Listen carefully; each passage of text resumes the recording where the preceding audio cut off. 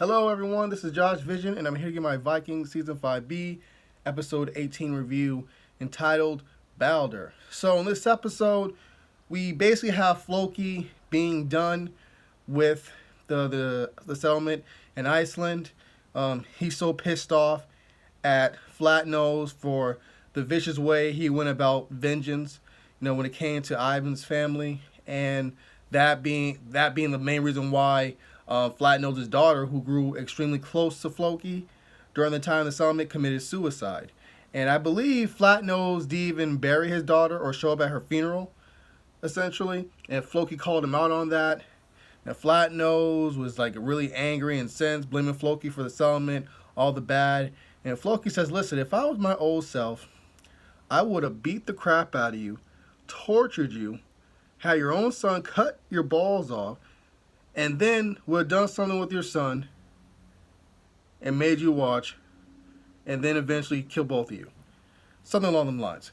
So it scared Flatnose, like it should have. And then Floki says, I'm done. I'm done with this. I'm done. I'm going to find the gods elsewhere. So he's out. So when it comes to the storyline of Gunhild, Bjorn, and King Harold, I believe the last episode,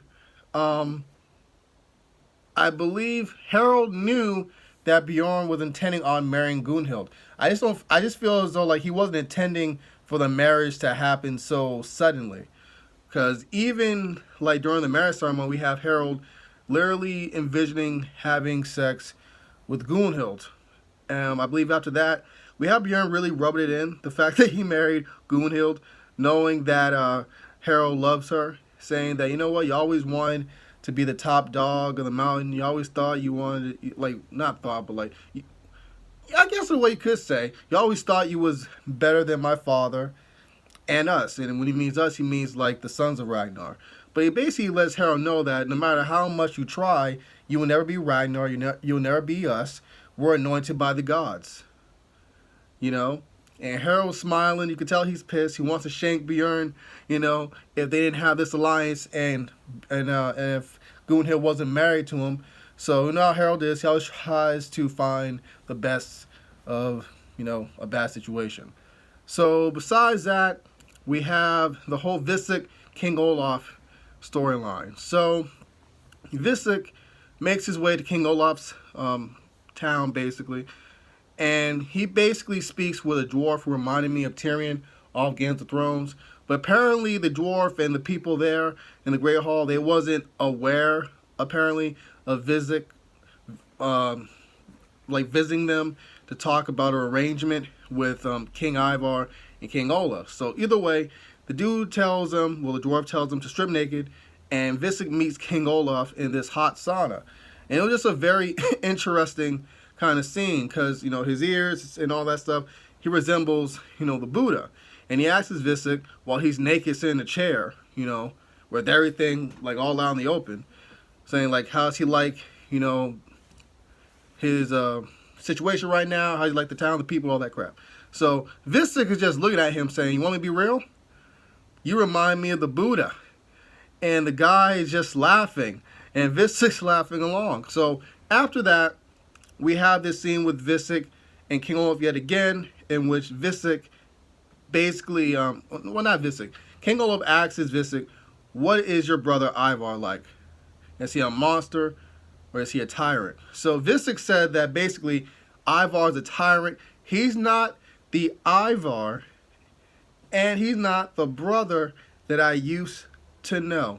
He's changed for the worse. He needs to be taken out, basically.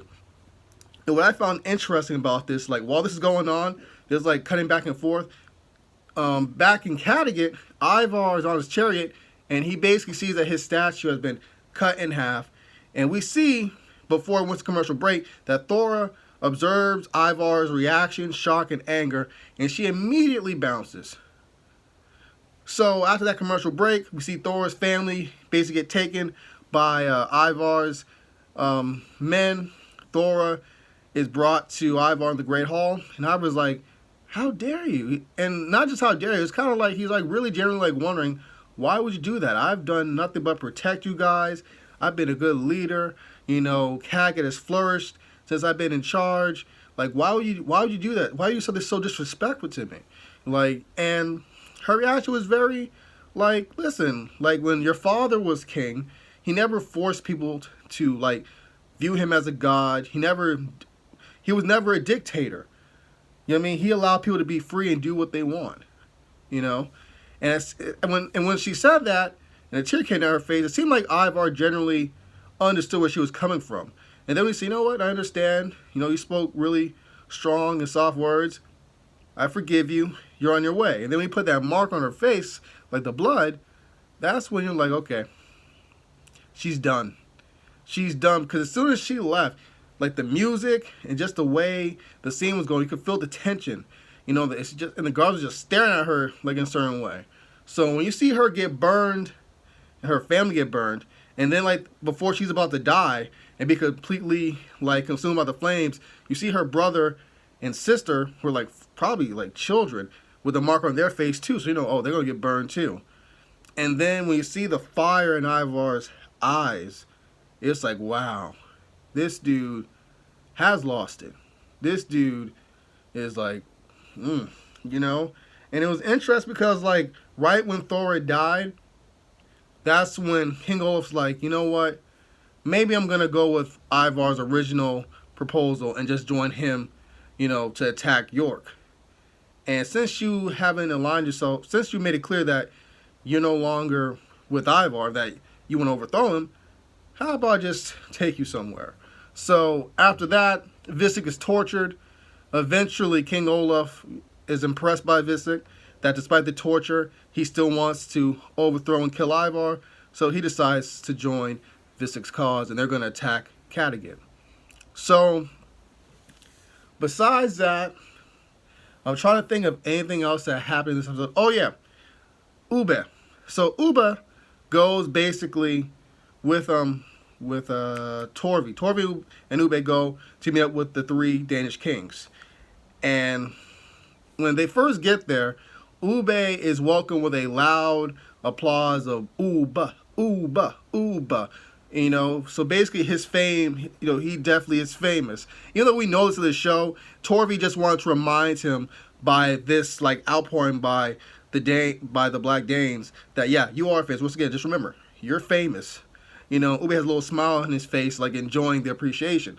So when Ube meets up with the 3 Danish leaders, 2 of them are good with his plan about basically just throwing down the swords and all that crap and basically just taking the land. Because what's the point of fighting if you already have the land, you know, in East Anglia?